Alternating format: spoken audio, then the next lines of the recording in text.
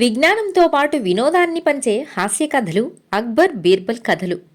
ఇప్పుడు మనం నక్షత్రాలు ఆవాలు అనే కథను చెప్పుకుందాం. ఒక రాత్రివేళ అక్బర్ ప్రత్యేక ఆహ్వానం మీద బీర్బల్ ఆయన మందిరానికి వెళ్ళాడు. వచ్చిన బీర్బల్ని చూసి, నీతో కాసేపు మనసు విప్పి మాట్లాడాలనిపించి రమ్మన్నాను. పద, అలా వెన్నెల్లో నడుస్తూ మాట్లాడుకుందాం అన్నాడు అక్బర్. వద్దులే ప్రభూ, మనమిక్కడే మాట్లాడుకుందాం. వెన్నెల్లోకి వెళితే నా చొక్కాకున్న చిరుగులు మీకు కనిపిస్తాయి.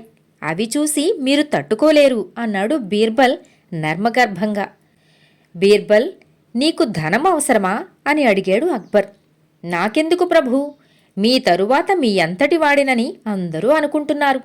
ఊరికే అలా అన్నాను. వెన్నెల్లోకెళితే మనకి కాలం తెలియదు. తెల్లవార్లు అలా అక్కడే ఉండిపోతాం. మంచులో తడిస్తే మీ ఆరోగ్యం ఏమవుతుందో అని అలా అన్నాను. ఏమీ కాదు, నాకేదెన్నా అయితే నన్ను చూసుకోవటానికి నువ్వు ఉన్నావుగా. కాసేపు నీతో కలిసి వెన్నెల్లో తడవాలన్న కోరిక నాలో చాలా కాలం నుంచి ఉంది. అది తీరే కాలం నేటికి వచ్చింది. సరే పదండి ప్రభూ అన్నాడు బీర్బల్. ఇద్దరూ కలిసి కోట పైభాగం చేరుకున్నారు. ఆకాశంలో చందమామ పాలముద్దలా ఉన్నాడు. మేఘాలు పల్చని తెరల్లా కదులుతున్నాయి. నదీగాలులు చల్లగా వీస్తున్నాయి. ఆకాశం వంక చూస్తూ, బీర్బల్, చందమామ అందంగా ఉంది కదూ అన్నాడు అక్బర్. అవును, కాని తమకంటే అందంగా కాదు ప్రభూ అన్నాడు బీర్బల్. బీర్బల్, నీకు కవిత్వం కూడా వచ్చునా అని అడిగాడు అక్బర్. నేను చెప్పింది కవిత్వం కాదు, నిజమే. సరిసరే, ఆ చందమామ పక్కన చుక్కలు చూడు, మినుకు మినుకుమంటూ ఎంత వయ్యారాలు పోతున్నాయో అన్నాడు అక్బర్. అవును సుమా, చాలా అందంగా ఉన్నాయి అన్నాడు బీర్బల్. బీర్బల్, ఆ చుక్కలన్నీ ఎన్ని ఉంటాయంటావ్ అంటూ హఠాత్తుగా అడిగాడు అక్బర్ చిలిపిగా నవ్వుతూ బీర్బల్ వంక చూస్తూ. అప్పుడు అర్థమైంది బీర్బల్కి, అక్బర్ అంత రాత్రివేళ ప్రత్యేకంగా ఆహ్వానించి వెన్నెల్లో తడుద్దామంటూ ఇక్కడికి తీసుకువచ్చింది ఆ ప్రశ్న అడగటానికేనని. ఏం బీర్బల్, మాట్లాడవేం? ఆ చుక్కలు ఎన్నుంటాయో చెబితే నిన్ను మరింత ధనవంతుడిని చేస్తాను అన్నాడు అక్బర్ చిలిపిగా నవ్వుతూనే. చెబుతాను ప్రభూ, నాకు 4 రోజులు గడువిప్పించండి అన్నాడు. సరే, ఇక నువ్వు వెళ్ళవచ్చు అనగానే బీర్బల్ ఇంటికి వచ్చేశాడు. మర్నాడు ఇంట్లో వాళ్ళందరినీ పిలిచి అక్బర్ కబురు చేస్తే ఏం చెప్పాలో చెప్పి 2 జతల బట్టలు తీసుకుని ఊరు విడిచి బయలుదేరాడు. 3 రోజులు గడిచిపోయాయి.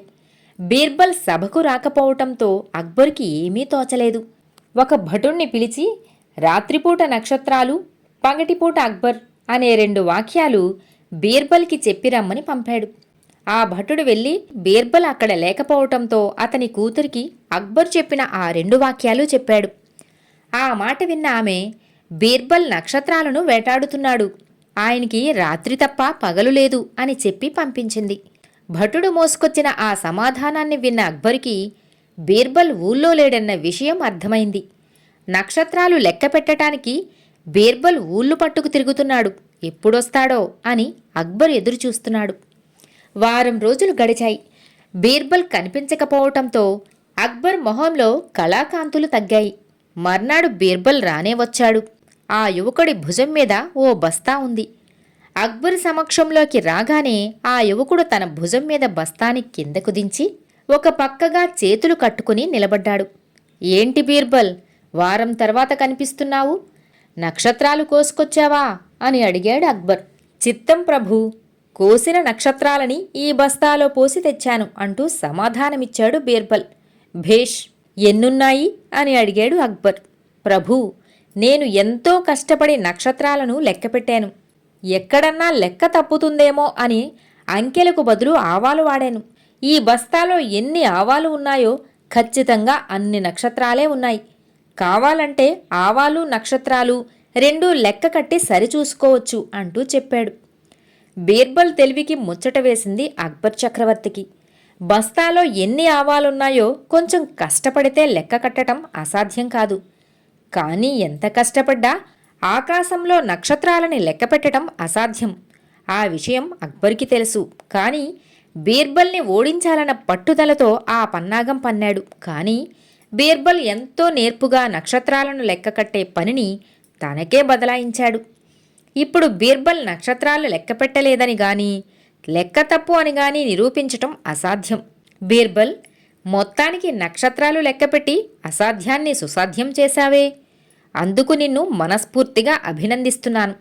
నేను మాట ఇచ్చినట్లు నిన్ను మరింత ధనవంతుడిని చేస్తాను అంటూ బీర్బల్ని కౌగిలించుకున్నాడు అక్బర్. కథ సమాప్తం.